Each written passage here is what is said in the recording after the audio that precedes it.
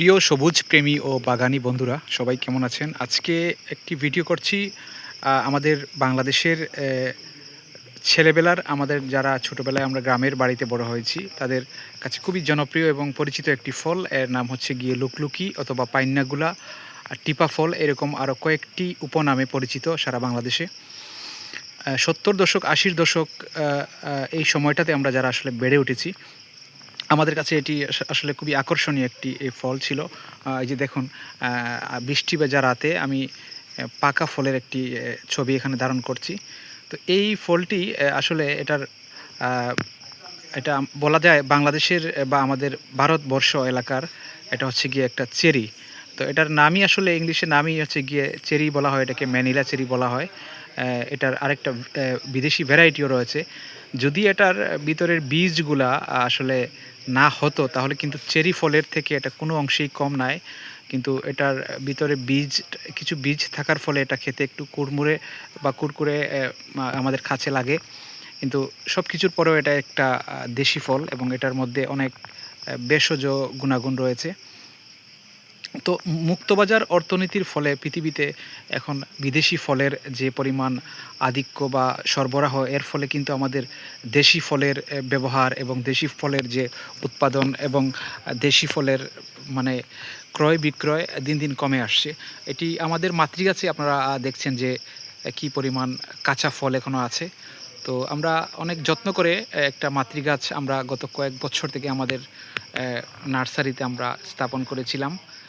লুকলুকি ফলের সবচেয়ে বড় একটা সমস্যা সেটা হচ্ছে যে একটি গাছ বা একটি চারা যদি রোপণ করা হয় তাহলে দেখা যায় যে এটা বেশিরভাগ সময় কিন্তু একটা পুরুষ গাছ হওয়ার সম্ভাবনা থাকে। অর্থাৎ আমি ব্যক্তিগত একটা জরিপ থেকে দেখেছি যে যদি কেউ ১০০টা লুকলুকি গাছের বীজের চারা রোপণ করে সেখান থেকে হয়তোবা 10টা থেকে 15টা গাছ চারা স্ত্রী চারা হওয়ার সম্ভাবনা থাকে। অর্থাৎ খেজুরের মতো কিন্তু এখানে লুকলুকিতে স্ত্রী এবং পুরুষ চারার একটা বিষয় থাকে।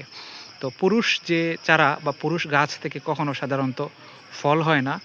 পুরুষ গাছ সাধারণত সে বেড়ে উঠেই থাকে এবং প্রচুর পরিমাণে কাঁটা দিয়ে সে বাড়তে থাকে। আর স্ত্রী গাছের যে বৈশিষ্ট্যটা সেটা হচ্ছে যে স্ত্রী গাছ কিন্তু ফুল, ফল এবং গাছে কাটা সকল কিছু নিয়েই কিন্তু সে অগ্রসর হতে থাকে। তো আপনারা এখানে দেখছেন যে এটা আমাদের কিন্তু মাতৃগাছে কিন্তু প্রচুর পরিমাণে পাতা রয়েছে। আমি ফোকাসিং সিস্টেমটা একটু পরিষ্কার করার জন্য আসলে আমি রাতের বেলা ভিডিওটা করেছি, যেন ফলগুলো আসলে দেখা যায়। যে দেখুন আপনারা, আমাদের গাছে কিন্তু মাতৃগাছে মানে কি পরিমাণ ফল আসছে। যদিও গত বছরের তুলনায়, গত 2 বছরের তুলনায় কিন্তু এই বছর কিন্তু ফল অনেক কম আসছে। এটার কারণটা হচ্ছে যে আমরা আসলে ঠিকমতো এই বছর গাছের যে পরিমাণ যত্ন দরকার সেটা আসলে আমরা প্রপারলি করতে পারি নাই, যার ফলে গাছে ফলন কম আসছে। আর খরা একটা কারণ ছিল আমাদের। এই বছর নার্সারিতে জল ব্যবস্থা ঠিকমতো আসলে করা হয় নাই, যার ফলে কিন্তু এবছর ফলন কিছুটা কম। তবে আমি আশাবাদী যে আমাদের গাছে আগামী বছর গাছ বড় হওয়ার সাথে সাথে কিন্তু এসব উদ্ভিদের ফলন বাড়ার একটা বিষয় লক্ষণীয়। আমরা কিছু কলম করেছি, আমরা এবছর কিছু কলম করেছি লুকলুকি গাছের। হয়তো আমরা 2-3 মাসের মধ্যে কলমগুলা ফলাফল একটা পেয়ে যাব। তো এই কলমগুলো থেকে আসলে আমরা ঠিক করব যে আসলে কয়টি কলম গ্রাহকদের জন্য বা যারা শখের গাছ অথবা দেশি বিদেশি গাছের সংগ্রহ রাখতে পছন্দ করেন আসলে তাদেরকে দেয়া যায়। তো লুকলুকি নিয়ে আসলে এর আগেও আমি কয়েকবার কথা বলেছি। তারপরে আসলে যেহেতু এটা আমাদের একটা বাংলাদেশের বিরল এবং বিপন্ন জাতের উদ্ভিদ বা ফল, এটা নিয়ে আসলে বারবার বলতে ইচ্ছে করে। কারণ এই ফল আমাদের ছোটোবেলার অনেক মানে ইতিহাসের সাক্ষী। এবং ছবিতে ভিডিও চিত্রে আপনারা দেখেন যে লুকলুকির যে এই যে পাকা ফলের যে একটা রং, কী রং, চমৎকার একটা আবির রং, মানে দেখতেই মনটা আসলে ভালো হয়ে যায়। এবং এটা যখন পুরোপুরি, এটা কিন্তু এখনও সেমি অথবা আংশিক পাকা আর কি, এটা যখন পুরোপুরি পাকা হয়ে যাবে তখন এটা একদম খয়েরি রং ধারণ করবে এবং দেখতে এটা অসম্ভব সুন্দর মনে হয়। তো এখানে ফলগুলো এই যে লুকলুকি গাছের, যখন বিভিন্ন সময় গাছে বাতাসে গাছের ডাল দুলতে থাকে তখন লুকলুকি গাছের কাঁটাতেই কিন্তু এই ফলগুলা ওরা আক্রান্ত হয়েছে। তো আপনারা দেখছেন যে এই যে আমাদের গাছ ভর্তি লুকলুকি।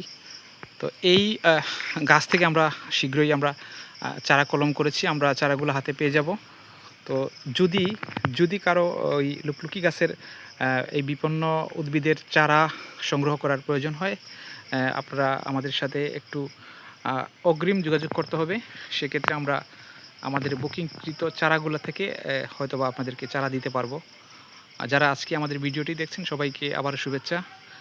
আর পরবর্তীতে এরকম বিভিন্ন ধরনের দেশি বিদেশি এবং বিরল জাতের উদ্ভিদ নিয়ে আবারও আমরা আলোচনায় আসবো। সে পর্যন্ত সবাই ভালো থাকুন, সুস্থ থাকুন।